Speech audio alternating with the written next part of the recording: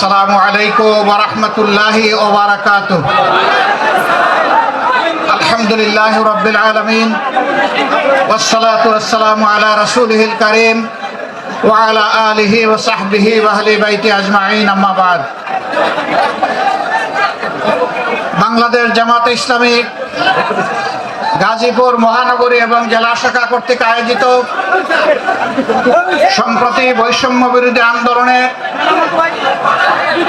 শহীদ পরিবার এবং আহতদের সাথে মত বিনিময় এবং সুধী সমাবেশের সম্মানিত সভাপতি, গাজীপুর মহানগরী জামাতে ইসলামের সম্মানিত আমির, কেন্দ্রীয় মজলিসে শুরার অন্যতম সদস্য জনাব অধ্যাপক জামাল উদ্দিন, মঞ্চে বসা কেন্দ্রীয় নেতৃবৃন্দ, স্থানীয় নেতৃবৃন্দ, প্রিয় গাজীপুরবাসী, সাংবাদিক বন্ধুগণ, আসসালামু আলাইকুম ওয়া রাহমাতুল্লাহ।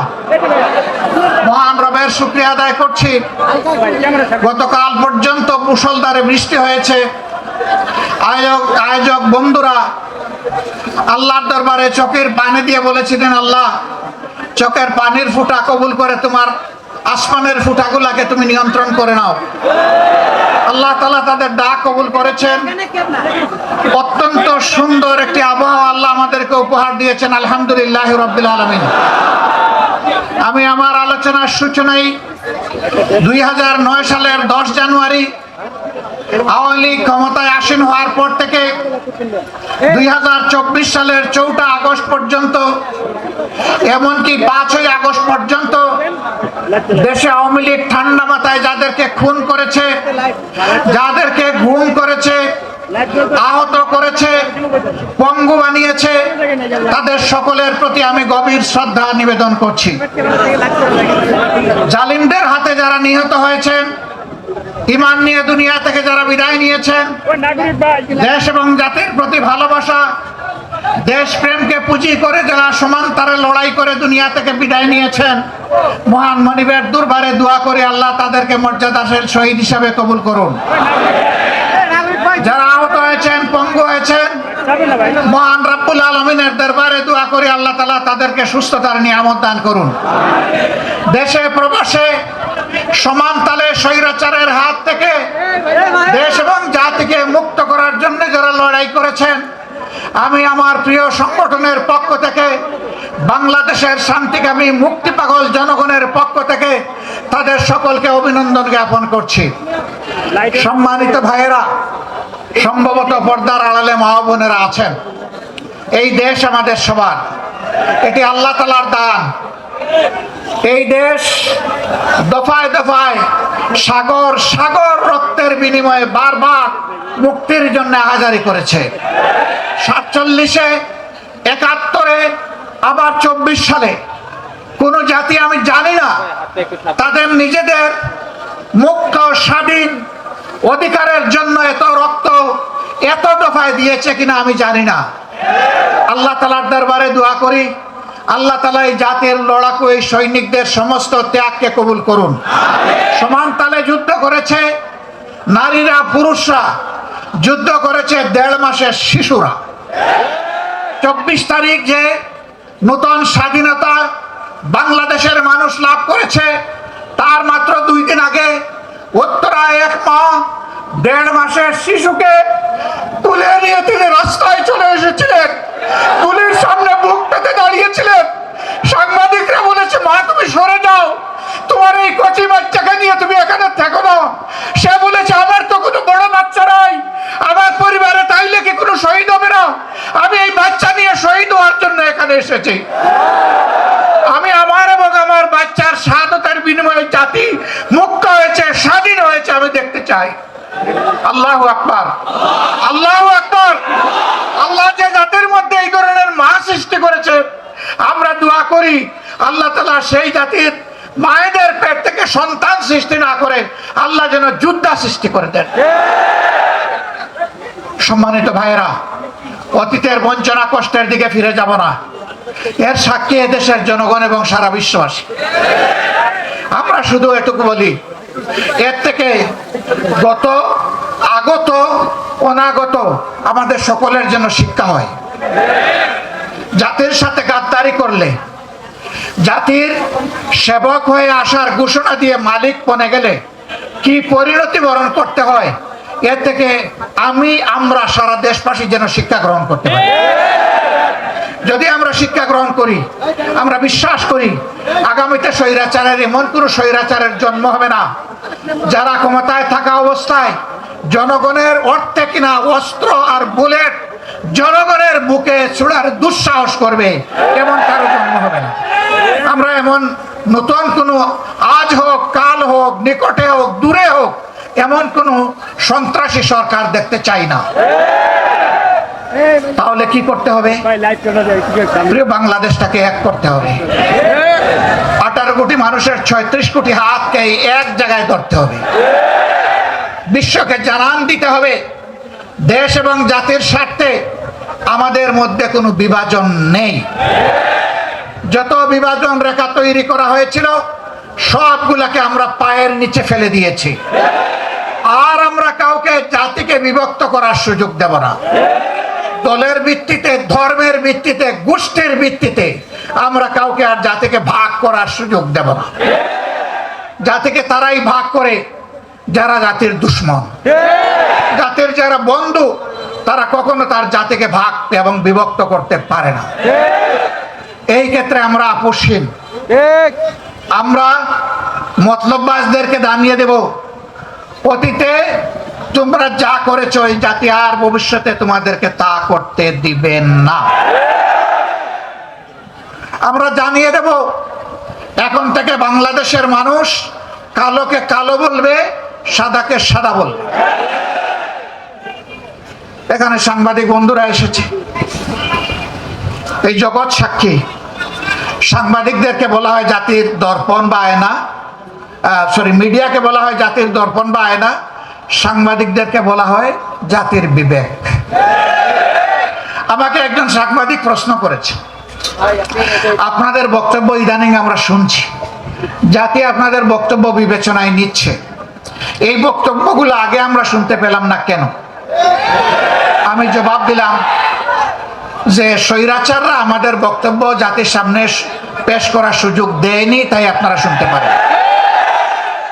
আমি তাকে প্রশ্ন করলাম, আজকে আমাকে ইন্টারভিউ করছেন, গত 15.5 বছর কি একবারও আপনার ইচ্ছা হয়েছিল যে আমার ইন্টারভিউটা করার বা আমাদের দলের কারো ইন্টারভিউ করার? বলে জি না। আপনারা দেখেছেন বাংলা ভিশনের আমার সেই ইন্টারভিউ? আপনারা দেখেছেন? তিনি বলছেন জি না। আমি বললাম কেন আসলেন না? বলে যে পরিবেশ ছিল না। বলে তাইলে আপনার প্রশ্নের জবাব আপনার কাছেই আছে, আমার কাছে চাইতে হবে না। আমরা কি চাই? আমরা চাই এমন একটি দেশ হবে যেই দেশে কোনো বৈষম্য থাকবে না। বলবেন যে বৈষম্য তো সব জায়গায় দেখি কম বেশি। বৈষম্য থাকবে না তার মানে সবার উচ্চতা গলা কেটে সমান করে দিতে হবে, তাই না? না, আল্লাহ যাকে যেটুকু নিয়ামত দিয়েছেন, ইজ্জত দিয়েছেন, তিনি তার ইজ্জত অনুযায়ী জাতির কাছে মর্যাদা পাবেন। একজন সাধারণ শ্রমিক, তাকে আমি অবহেলা করব না, কারণ আমার নবী বলেছেন তার গায়ের ঘামের ফুটা শুকাবার আগে তার পারিশ্রমিক, তার পাওনা তার হাতে তুলে দাও। বলবেন তাহলে কি প্রতিদিন বেতন দিতে হবে? হ্যাঁ, যদি শ্রমিকরা চায় প্রতিদিন দিতে হবে। আর যদি বলে যে না, মাসের শেষে আমার বেতনটা ঠিক মতো আমাকে দিয়ে দিয়ে, তাহলে সেভাবেই দেবেন। এখানে কোনো ধরনের টাল বাহানা চলবে না। তবে আমাদের দেশে মতলববাজরা মালিক এবং শ্রমিকের মাঝে সংঘর্ষ বাঁধায় রাখে। যদি উদ্যোক্তা মালিকটি না থাকে, আমার শ্রমিকটি কোথায় কাজ করবে?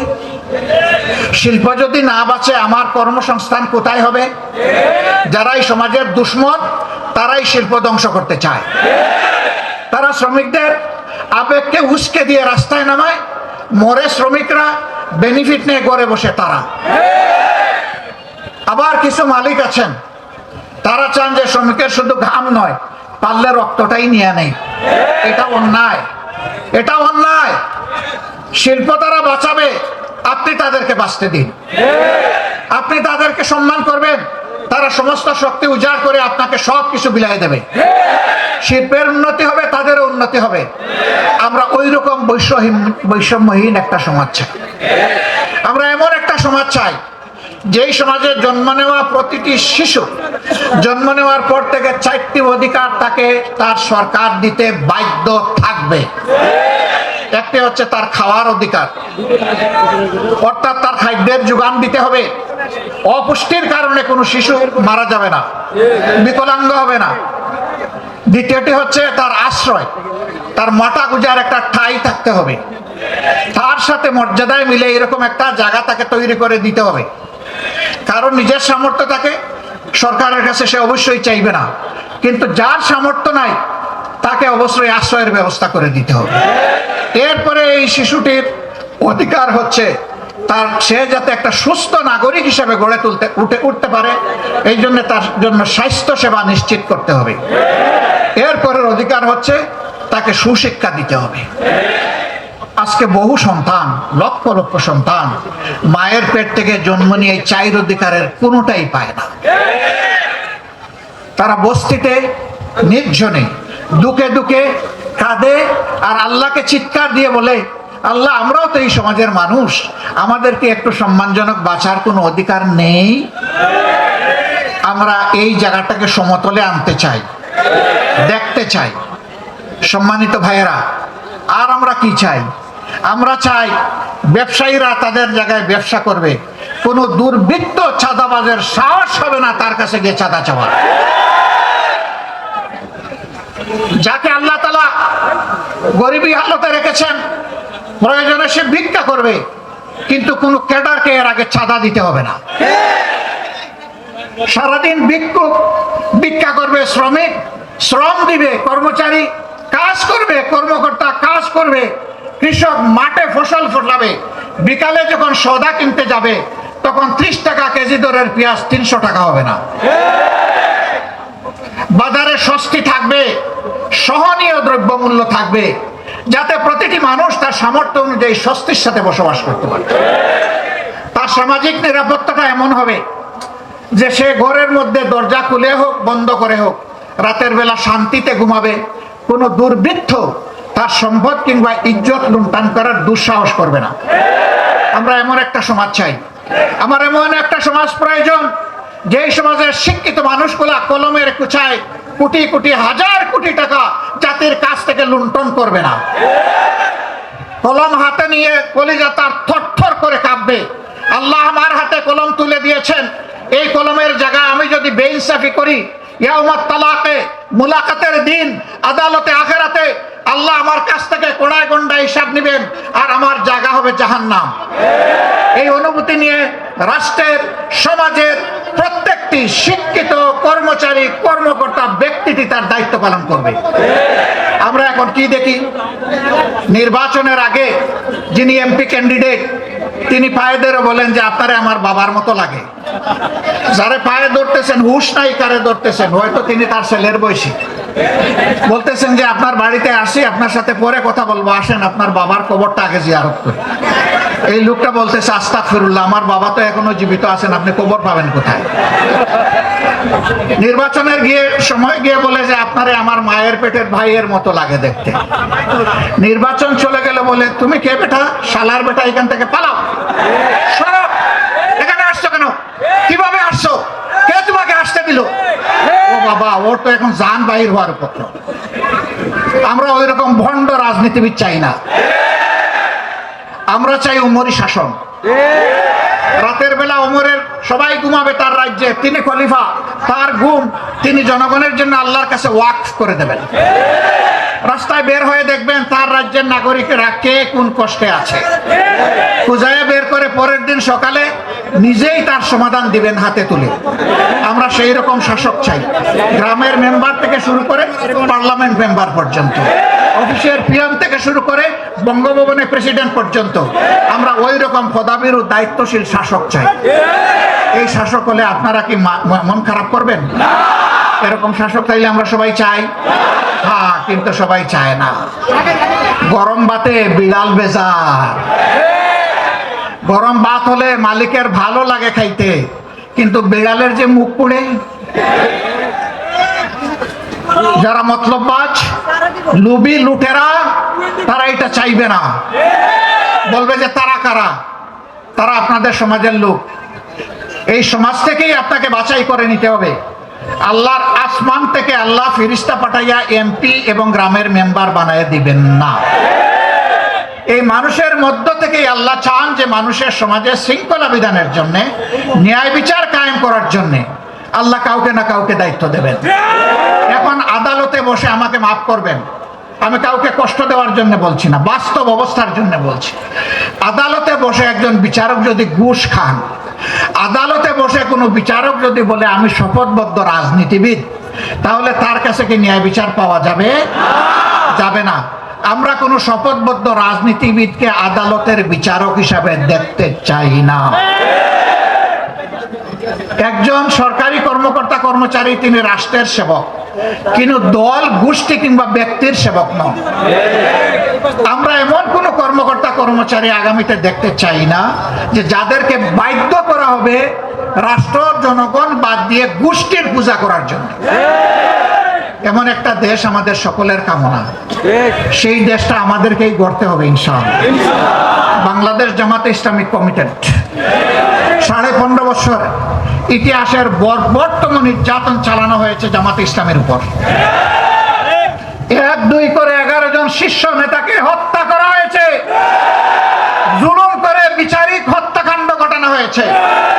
তার সর্বশেষ দুঃখজনক ঘটনার শিকার হয়েছেন আমাদের কলিজার টুকরা আল্লামা দেলাওয়ার হোসেন সাঈদ।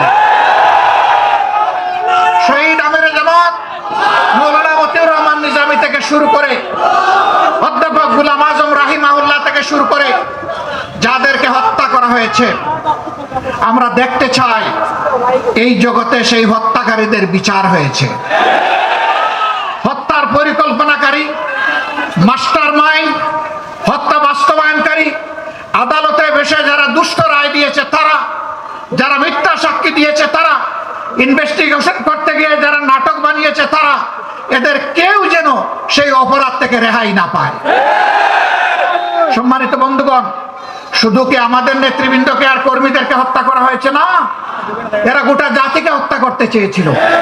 সেনাবাহিনীর 57 জন কমিটেড চৌকস দেশপ্রেমিক অফিসারকে নির্মমভাবে ক্ষমতায় আসার মাত্র 2 মাসের ভিতরে হত্যা করা হয়েছে। পিডিআর বাহিনীকে ধ্বংস করা হয়েছে। নিজেদের ক্ষমতায় যাওয়ার সিঁড়ি হিসাবে তাদেরকে বলির পাঠা বানানো হয়েছে। এই সবগুলার বিচার চাই। নিরীহ মানুষগুলা যারা জেলে বন্দী আছে তাদের সবার মুক্তি চাই। এটি মাজহারুল ইসলাম, তিনি কি দুষ্কার ছিলেন? তার বিরুদ্ধে 1.5 মাইল দূর থেকে অমাবস্যার রাতে তারে নাকি দেখে চিনছে, এটাও সাক্ষী তার বিরুদ্ধে। এইরকম বাজে সাক্ষী, মিথ্যা সাক্ষীর মাধ্যমে, বাজে এবং মিথ্যা অভিযোগের মাধ্যমে যারা চলে গেছেন তাদেরকে ফেরত পাবো না। কিন্তু আমরা দেখতে চাই যে আজহারুল ইসলাম সাহেবের উপর এখন যেন ন্যায় বিচার করা হয়। সম্মানিত ভাই ও বন্ধুগণ, আমরা বলেছিলাম আমরা প্রতিশোধ নেব না, আইন হাতে তুলে নেব না। মহান রবের শুকরিয়া আদায় করি, 56,000 বর্গ মাইলের আমাদের 2.5 কোটি সহযোগী আল্লাহর মেহেরবানি চরম ধৈর্য ধারণ করেছে। কেউ বলতে পারবে না এত বড় পরিবর্তনের পরে তারা কারো গায়ে হাত দিয়েছে, কারো ইজ্জতে টান দিয়েছে, কারো কাছে চাঁদা চেয়েছে, রাজপথ অথবা ফুটপাত দখল করেছে, কোনো ব্যবসায়ীকে হয়রান করেছে, হুমকি দিয়েছে। আল্লাহর মেহেরবানি কেউ বলতে পারবে না। যে আল্লাহ তৌফিক দিয়েছেন, আবার মাথা নত করে সেই আল্লাহর শুকরিয়া আদায় করি আলহামদুলিল্লাহ। আমরা আমাদের ক্রোধকে পায়ের নিচে ফেলেছিলাম, আল্লাহর কাছে চেয়েছিলাম আল্লাহ এটা যদি বিজয়ের প্রাথমিক আলামত হয়, এখানে গোলামদের, বান্দীদের অহংকার করার কোনো জায়গা নেই। সমস্ত প্রশংসা কেবল তোমার। তুমি যে 3 দফা কর্মসূচি দিয়েছো, বিজয়ের সাথে ওইটাই আমরা পালন করব। ফাসাব্বিহ বিহামদি রাব্বিকা ওয়াস্তাগফির। আমরা তোমার প্রশংসা গাইব, আমরা তোমার পবিত্রতা বয়ান করব, করতেই থাকব। আর মানুষ হিসাবে আমাদের যত ত্রুটি বিচ্যুতি হয়েছে তার জন্য তোমার কাছে ইস্তেগফার করব, মাপ চাই। আমরা আমাদের কর্মীদেরকে বলেছিলাম যে সেজদায় পড়ুন, চোখের পানি দিয়ে খুশির সাথে আল্লাহ শুকরিয়া আদায় করুন। আমরা বলেছিলাম কমপক্ষে একটা রোজা রেখে আল্লাহর শুকরিয়া আদায় করো। আমরা বলেছিলাম কমপক্ষে 2 রাকাত নফল নামাজ পড়ে বলেন ও আল্লাহ সমস্ত মেহেরবানি তোমার, তোমার কাছে আমরা শুকরিয়া আদায় করছি, আর কারো কাছে নয়। আমরা বলেছিলাম নিজের তৌফিক অনুযায়ী অসহায় মানুষকে একটু সাদাকা দেন। আলহামদুলিল্লাহ দেশে বিদেশে যত জায়গায় আমাদের সহকর্মী শুভাকাঙ্ক্ষীরা ছিলেন তারা সবাই এই কাজ করেছেন। আমি আল্লাহর শুকরিয়া আদায় করি, আমাদের ভাই বোনদেরও আমি শুকরিয়া আদায় করি। বলবেন তাহলে এত বড় পরিবর্তনে কারো কি কোনো ভূমিকা নেই? কেন থাকবে না? 2009 সালের 26 ফেব্রুয়ারি পিলকানায় মায়েদের কান্না আল্লাহ শুনেন নাই? এখন পর্যন্ত তারা কাছে আল্লাহ দেখেন না? সামিউন বাসির আল্লাহ সব শুনেন এবং সব দেখেন, চোখের পানি দেখেন আর বুকের আহাজারি আল্লাহ শুনেন। তাদের থেকে শুরু করে আমরা দফায় দফায় আন্দোলন করেছি, স্বৈরাচারকে আমরা হটাতে পারি, এটা সত্য। কিন্তু আল্লাহ তাআলা 24-এ এনে তাদের দফা রফা করেছে। আর এই কাজটা সম্পন্ন হয়েছে আমাদের যুব সমাজ তরুণদের হাতে। আমরা এই বাবাদেরকে সেলিউট জানাই। আমরা দোয়া করি আল্লাহ তাআলা তাদেরকে যেন আগামীতে এই জাতির এবং দ্বীনের খেদমতের জন্য কবুল করেন। তাহলে জীবনও তাদের সার্থক, আখিরাতে তাদের সার্থক হবে ইনশাআল্লাহ। প্রিয় ভাইরা, কত দুঃখের কাহিনী আমাদেরকে সঙ্গ দিচ্ছে। আলেম ওলামা যারা মিম্বরে দাঁড়িয়ে আমাদেরকে খুতবা দেন, মেহরাবে দাঁড়িয়ে যারা ইমামতি করেন, আমরা যাদের কথা প্রাণ ভরে শুনি, আমরা চোখের পানি ফেলি, নিজেকে খুঁজে পাওয়ার চেষ্টা করি। 2013 সালের 5ই মে শাপলা চত্বরে তাদের সাথে কি আচরণটা করা হয়েছে। এই আলিম উলামাকে রাতের অন্ধকারে চতুর্দিকে আলো নিবিয়ে তারা ব্রাশ ফায়ার করে কতজনকে যে হত্যা করেছে আল্লাহ ভালো জানে। তাদের লাশটাও পরে পাওয়া গেল না। পাওয়া যাবে কেমনে? দুষ্ট সরকারের ভ্রষ্ট এক মন্ত্রী, সে এই 24-এর পতনের মাত্র 4 দিন আগে বলল বাড়াবাড়ি করবেন না, 13 সালের 5 মে শাপলা চত্বর ভুলে যাবেন না, রাত্রে 12টার পরে আমরা সবগুলাকে সাফ করে দিয়েছিলাম। একজন বলেছিল না এই কথা, বাবাজি এখন তুমি কোথায়? যাদেরকে সাফ করেছিলে আল্লাহ তাদেরকে কুলা আসমানের নিচে এখন জায়গা করে দিয়েছে। তুমি এখন কোথায়? কোন জঙ্গলে লুকিয়ে আছো? কোন গর্তে তোমার অবস্থান জাতি এখন জানতে চায়। আল্লাহ এই জমিন থেকে তোমাদের সমস্ত ইজ্জত সাফ করে দিয়েছে। এখন বিভিন্ন জায়গায় তোমরা পালাচ্ছ কেন বাবারা? এটা না তোমাদের মার দেশ না বাবার দেশ? আমরা না তোমাদের দাস এবং প্রজা? তোমরা না দেশের মালিক ছিলা? তো মালিকগুলা কোথায় গেলা? আসো সাহস করে। তোমরা যাদের উপর সবচেয়ে নিকৃষ্ট আচরণ করেছো, তোমরা সাক্ষী, জগৎ সাক্ষী, মাবুদ সাক্ষী, তাদের একজন মানুষ এই দেশ থেকে পালানোর চেষ্টা করেননি। হাসি মুখে ফাঁসি বরণ করেছেন, কিন্তু অন্যায়ের কাছে আল্লাহ তাদের মাথা সমুন্নত রেখেছিলেন, তারা মাথা নত করেন। তাদেরই একজন আমাদের কলিজার টুকরা মীর কাসেম আলী, তিনি তো আমেরিকায় ছিলেন। তার আপনজনরা তাকে অ্যাডভাইস করেছে not to come back in Bangladesh. তিনি বলেছেন হোয়াই, কেন আসবো না, এটা আমার জন্মস্থান। বলে যে জামাতের নেতৃবৃন্দের সাথে যা করা হয়েছে আপনি আসলে তাই করব। তিনি বললেন আমি 2টি কারণে আসব। একটি হলো আমার বিরুদ্ধে অভিযোগ মিথ্যা চিৎকার দিয়ে আল্লাহকে জানানোর জন্য আসব। আরেকটি কারণে আমি আসব, এটা যদি শাহাদতের পথ হয়, আল্লাহ যেন আমার নেতৃবৃন্দের সাথে আমারও শাহাদতটা কবুল করেন, এই জন্য আমি আসব। এটা মুমিনের বুক, এটাই মুমিনের ঠোঁট, এটাই মুমিনের কলিজা, এটাই মুমিনের হৃদয়, এটাই মুমিনের ঈমান, এটাই মুমিনের আকীদা।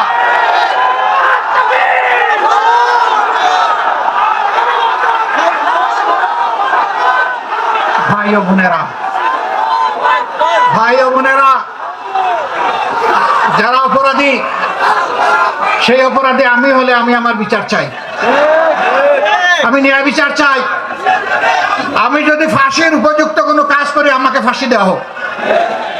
আদালতে আর ন্যায় ভ্রষ্ট কোনো বিচার চাই না। কোনো দুর্বৃত্তকে আদালতের চেয়ারে আর দেখতে চাই না। যারা বিবেকের এই আমানত রক্ষা করতে পারবে তাদেরকেই আমরা আদালতের বিচারের আসনে, সম্মানিত আসনে দেখতে চাই।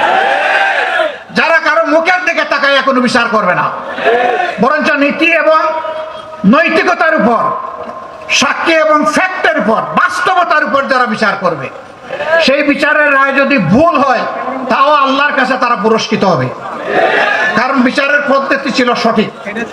এমনকি আল্লাহ রাসূল বলেছেন, আমার বিচারে কেউ নির্দোষ হয়ে যাওয়ার মানে এই নয় যে আল্লাহর বিচারেও সে নির্দোষ। আমি যা সাক্ষী প্রমাণ পাই তার ভিত্তিতে আমি রায় দেই। যদি কেউ ভুল সাক্ষীর মাধ্যমে আমার কাছ থেকে ভুল রায় আদায় করে, এর জন্য সে দায়ী, এবং হাসরের দিন তার ডাবল শাস্তি হবে। একটা তার পাপের শাস্তি, আর একটা বিচারাঙ্গনকে প্রতারিত করার শাস্তি। সম্মানিত ভাইরা, আমরা ন্যায় বিচার চাই। এই জন্য যারাই যেখান থেকে এই জাতির উপর জুলুম করেছেন তাদের সকলের বিচার এই জাতি দেখতে চায়। যারা শহীদ হয়েছে, আমাকে সাংবাদিকরা প্রশ্ন করে আপনাদের দলের কয়জন শহীদ হয়েছে? আমি ওই যত শহীদ হয়েছে সব আমাদের দলের। এইটা কিভাবে বলেন? অন্য দলও তো দাবি করে। বলে আমাদের দল কোনটা জানেন? আমাদের দল হচ্ছে মানবতার দল। আমাদের দল হচ্ছে 18 কোটি মানুষের দল। 18 কোটি মানুষ যেখানে আছে আমরা ওই দলে আছি। আমরা শহীদদেরকে কোনো দলীয় ভিত্তিতে ভাগ করতে চাই না। এই শহীদরা জাতির সম্পদ, ইজ্জতের চূড়ান্ত সীমায় আমরা তাদেরকে রাখতে চাই, দেখতে চাই। কিন্তু রাষ্ট্রের দায়িত্ব আছে। যারা লড়াই করে বুকের রক্ত দিয়ে, জীবন দিয়ে, যাদের সন্তানেরা, যাদের স্বামীরা, যাদের বাবারা এই সমাজকে মুক্তি এনে দিয়ে গেছেন, এই পরিবারগুলোর প্রতি সরকারকে অবশ্যই তার নৈতিক দায়িত্ব পালন করতে হবে। জাতিকেও দায়িত্ব পালন করতে হবে। এই জাতির অংশ হিসাবে আমরা একটু দায়িত্ব পালনের চেষ্টা করেছি। আমি মাপ চাইব শহীদ পরিবারের লোকদের কাছে। আমরা আপনাদের পাশে গিয়েছি আপনাদেরকে অনুগ্রহ করার জন্য নয়, বরঞ্চ আপনাদের দোয়াটি নিয়ে আমাদের দিলটা, বুকটা শীতল করার জন্য।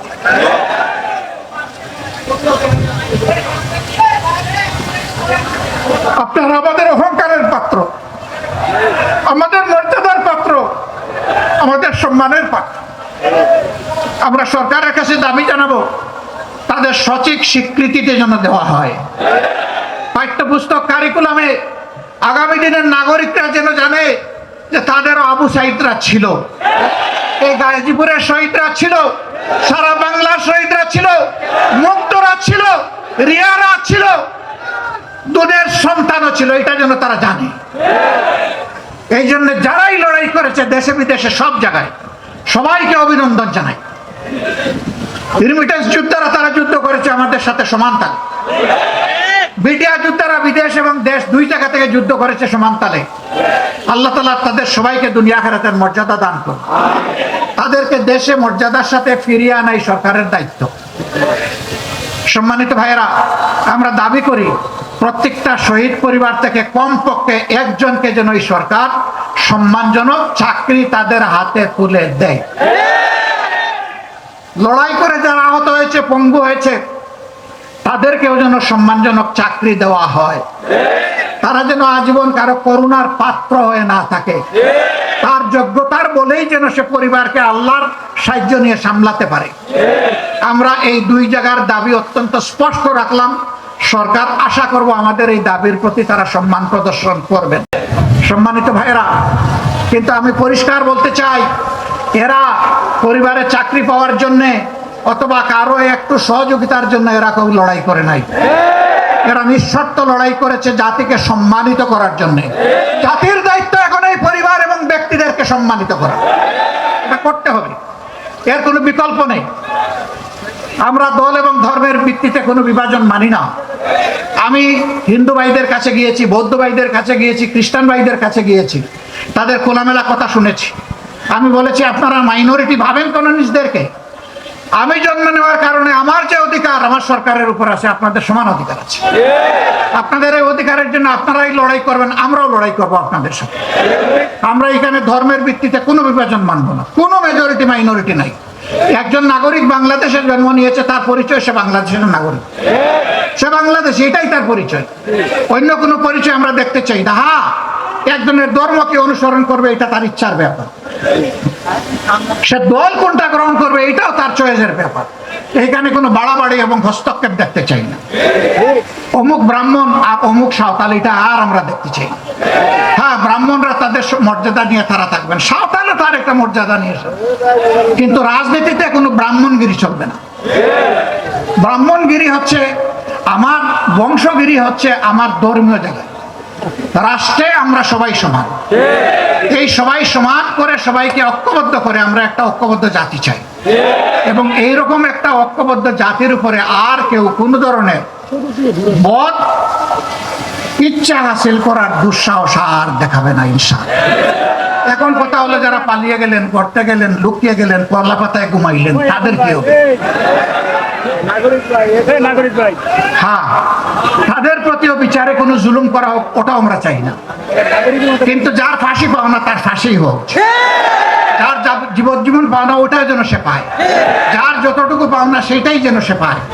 অভিযোগ যুগে যদি ন্যায় বিচারে কেউ খালাস পায় আমার কোনো আপত্তি নেই, কিন্তু ন্যায় বিচারটা যেন তাদের ক্ষেত্রে নিশ্চিত হয়, কারণ তারাই তো বড় গলায় বলেছেন যে আইন সবার জন্য সমান। আসেন এখন একটু সমান আইনটা কেমন দেখে যান। তারা বলেছেন স্বাধীন বিচার বিভাগ, আমরা এখনো বলছি বিচার বিভাগটা স্বাধীন থাকুক। প্রিয় ভাইয়েরা, আজকে জুমার দিন আমি আর কথা বাড়াবো না, আমি শুধু আপনাদেরকে একটা কথা বলবো যে এত এত শহীদা, এত এত আলিম উলামার শাহাদত বরণ, এত এত আলিম উলামার উপর নির্যাতন, এইটাকে যেন আমরা ক্যাশ করতে পারি, আমরা যেন এটাকে কাজে লাগাতে পারি, আমরা যেন এটাকে অ্যাসেট করে সামনে এগিয়ে যেতে পারি। বাংলাদেশ জামাতে ইসলামী আমি যা বললাম এইরকমই একটা দেশ গড়তে চাই। এই দেশ গঠনে আমরা আপামর জনতা আন্তরিক ভালোবাসা, দোয়া, সমর্থন, সহযোগিতা চাই। এই কথাগুলো আপনারা ঘরে ঘরে পৌঁছে দেবেন, গাজীপুরের প্রত্যেকটা ঘরে আমাদের সালাম পৌঁছে দিবেন, প্রত্যেকটা আহত ব্যক্তির কাছে আমাদের সালাম পৌঁছাবেন, প্রত্যেকটা শহীদ পরিবারের পাশে ছায়ার মতো আপনারা থাকবেন। আমি আগেই বলেছি তারা আমাদের গৌরব, তারা আমাদের সম্পদ, তারা আমাদের ইজ্জতের পাত্র। আল্লাহ রাব্বুল আলামিন আমাদের দেশের উপর রহম করুন, আল্লাহ তাআলা আমাদের দেশকে সাহায্য করুন, সব ধরনের বাইরের এবং ভিতরের ষড়যন্ত্র থেকে আল্লাহ রক্ষা করুন। আল্লাহ রাব্বুল আলামিন বাংলাদেশ জামাতে ইসলামীকে এই জাতির সেবার জন্য কবুল করুন। একটাবার আমরা প্রাণ ভরে দেখতে চাই যে আমাদের জাতির সত্যিকারেই মুক্ত। আল্লাহ আমাদেরকে সেই তৌফিক দান করুন। আসসালামু আলাইকুম ওয়া রাহমাতুল্লাহ। আল্লাহ হাফিজ। বাংলাদেশ জিন্দাবাদ, বাংলাদেশ জামাতে ইসলামী জিন্দাবাদ। সংগ্রামী বন্ধুগণ,